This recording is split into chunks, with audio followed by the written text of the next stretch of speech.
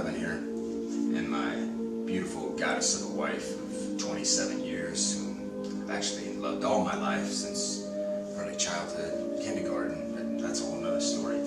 So we're shifting gears today, kind of as much as I've been trying to avoid this whole COVID-19 subject, because I think it's just complete ridiculousness, and I'm not a believer. We've actually known two people that have had it, and one said it was similar to the flu, the other said it was no worse than a cold. However, we've kept them at a distance. So, but anyway, this is kind of addressing, you know, the misconduct basically at our local facility that maybe have been driven towards us just for the fact that we're not mask wearers. I'm just guessing. I don't know. I can't understand why the intake nurse was as abusive as I felt she was towards my wife, verbally abusive, and considering the situation. But anyway, I'm going to let her take the floor here shortly. I just want to stress that we need to remember that they said that these masks weren't going to help at all initially, and actually they said they were going to make the virus worse or spread faster. So, and then, you know, they said, well, go ahead and wear them anyway. So they have everybody wearing them. Not everybody. Hopefully there's some of you that are really awake to what the hell's going on out there. But anyway, this separating your loved one, you know, in situations like this, in an emergency, dire emergency situation, this is bullshit, and we can't stand for this. I was more than willing to wear a mask to be in her presence, and they still would not allow me. How is it they're allowing you? Well, anyway, go ahead and take the floor. Okay, thank you. I had a malfunction while I was making some salve, some healing salve that I make because I have multiple autoimmune issues, and I had a malfunction with my double broiler, and I had a pan come up and hit me in the forehead, and I had no idea what she was doing at the time. Unfortunately, I was making my last video, believe it or not, and I had no idea until I heard this loud, what sounded like an explosion. Anyway, I'm sorry. So I was over my stove, and my metal pan came up and slammed me in the forehead, causing the laceration in my head, and then pouring hot avocado and coconut oil over my face. So immediately, she my came wonderful running in the husband, living room. My son comes out of his room, and yeah, it was dire. Needless to say, we're going to work on our emergency response in the home, because this was a wake-up call as to the fact that we need to be better prepared for these situations.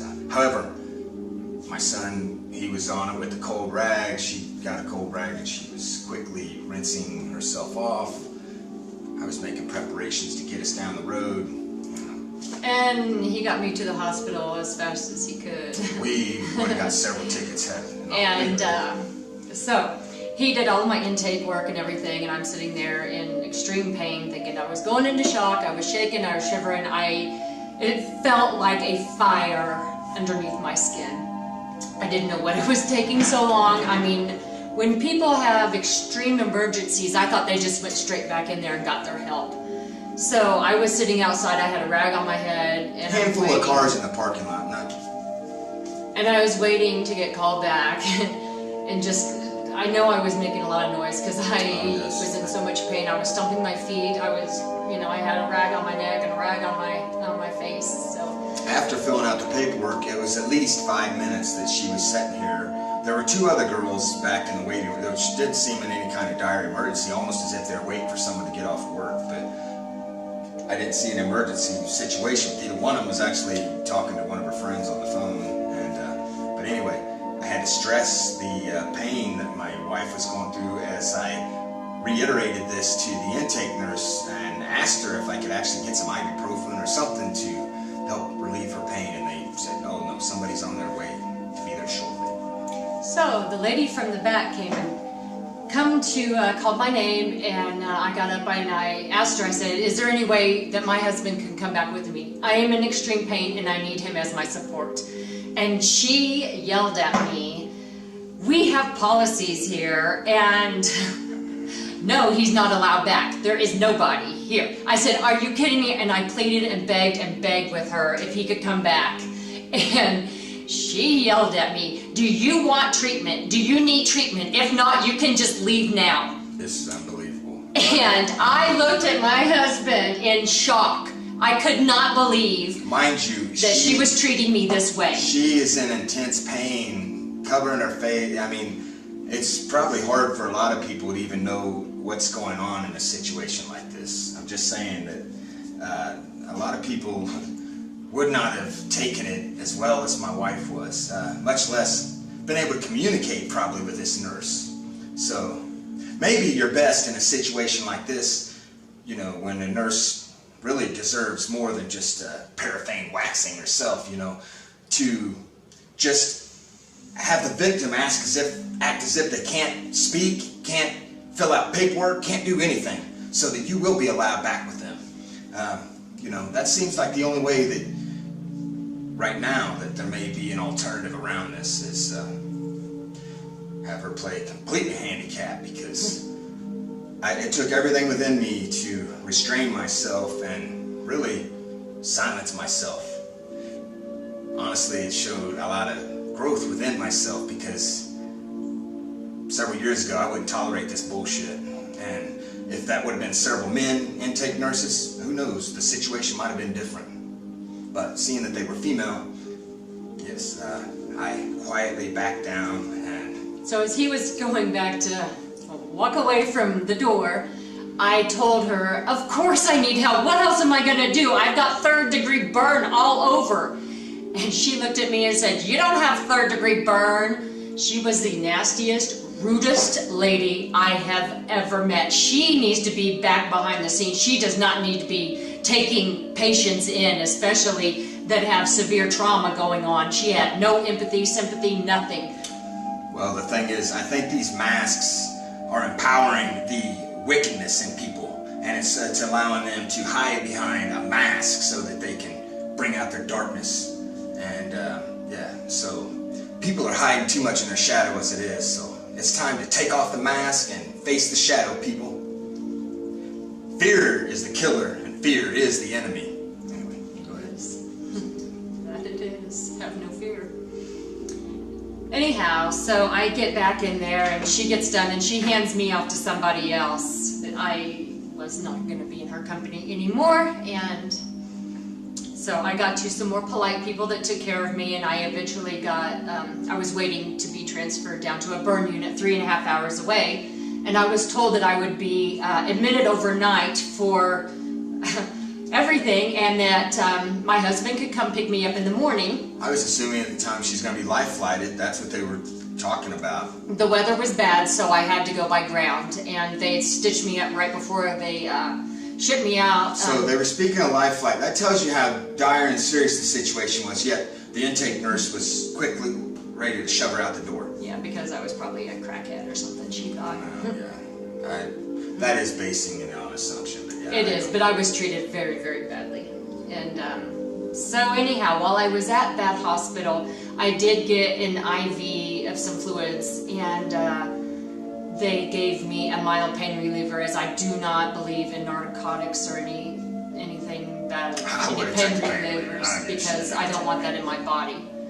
So they did do that for me, and then I was riding 3.5 hours down to the burn center, and I did ask for a drink, and they denied that because they didn't know what they would be doing at the burn center. So I suffered with no drink, no food, no water, nothing for, gosh, probably 9 hours. Mind you, I would have been at least giving her ice chips. That's what I was expecting. So I get to the burn unit, and nobody knows who I am or what I'm supposed to be there for, because it had been so many hours since they had got the initial call. They ended up finding one lady who knew about me, and they came, and I was sitting in the hallway because they didn't have a room for me, doing all the intake work there, and it was extremely awkward and not the correct way to do things. But the people were nice enough there. They took me back in a room, and they described everything that they were going to do to me, you know, procedure-wise anyhow. So about 11:30 at night, they come in to tell me that they're ready to discharge me, which they've cleaned my wounds one time and barely looked me over. And they asked, did I have a ride home? I said, no, I was told I was going to be staying overnight. My husband's 3.5, 4 hours away from here. I'm not going to call him to come in the middle of the night with the roads and the weather the way it is. Well, mind you, we had been messaging back and forth. She's keeping me informed, so I am awake. However, it was late at night, and it had been raining. And we're in a mountainous area, and like she said, we thought she was staying overnight. At the hospital. Yes, at the hospital. So my nurse came in and he told me, look, we do not have any 45-minute COVID-19 testing kits. So if we admit you, we have to admit you as being positive COVID-19, and you will go in the wing with all the other positive cases. So that's where we stand right now. And so I commenced to saying, okay, well then I guess I have to find a taxi and a hotel for myself for this evening.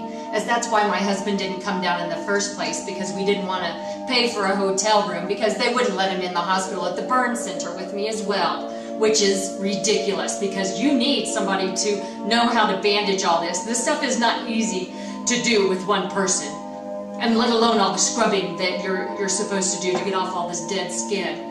But I needed another person with me to show me, to tell me. If I would have had narcotics, I would have had no idea what was going on. I wouldn't have been able to find my own hotel room or taxi.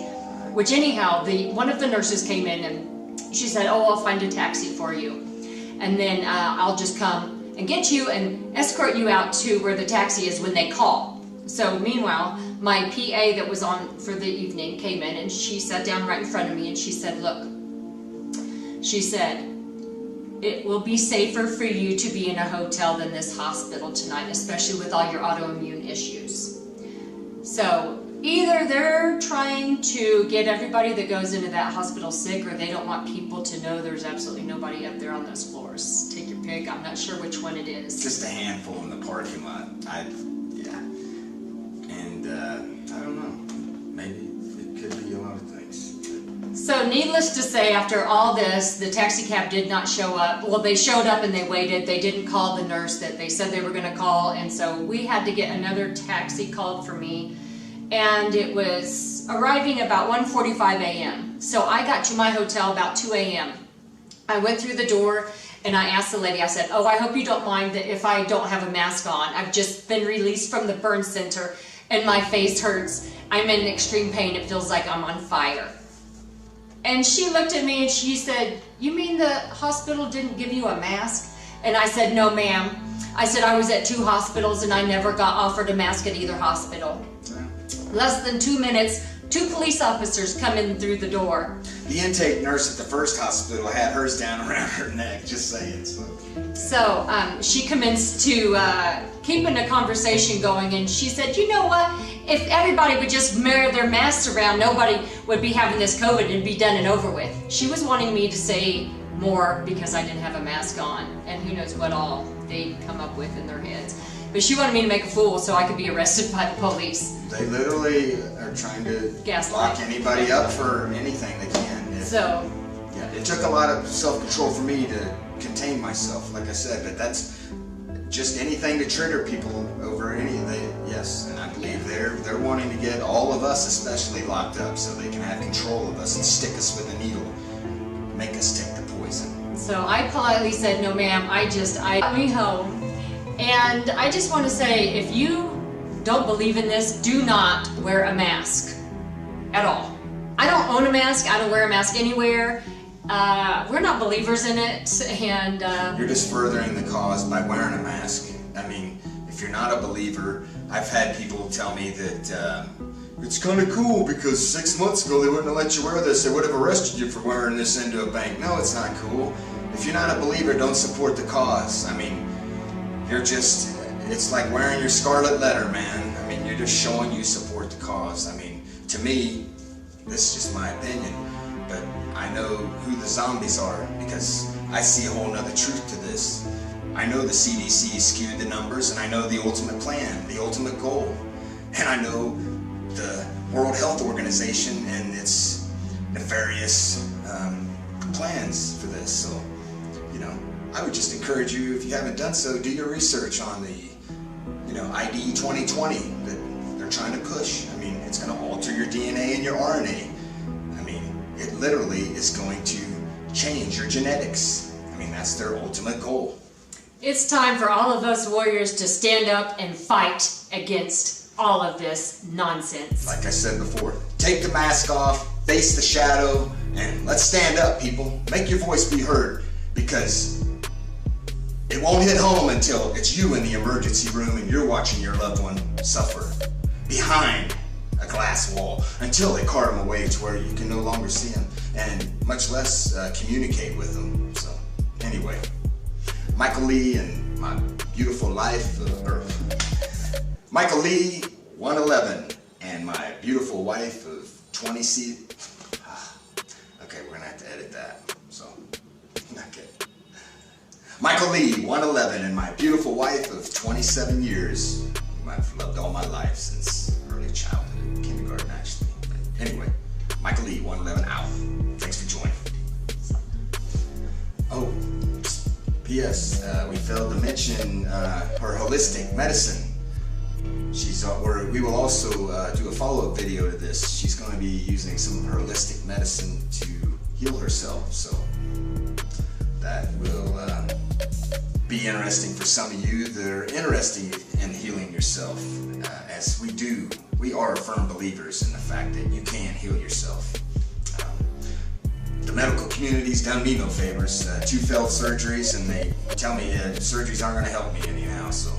And they won't give me pain medication, so I just keep fighting through.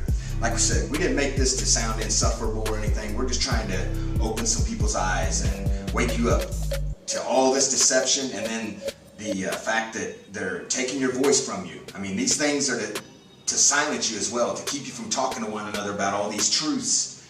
I mean, that's a big part of this. You have to understand that. And yeah, so it's a silencing agenda as well.